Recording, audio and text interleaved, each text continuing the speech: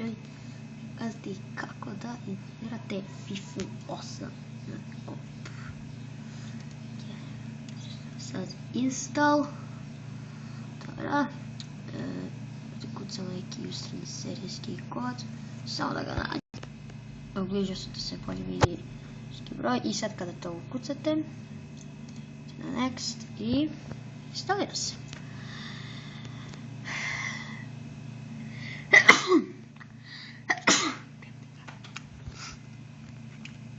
Evo ga. Čekamo još 100 godina. I idete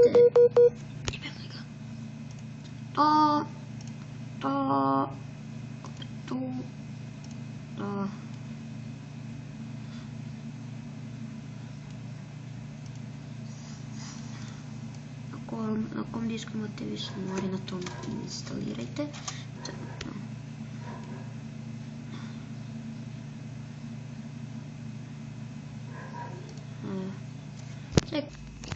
Ja sam sve podesio i sad se instalira.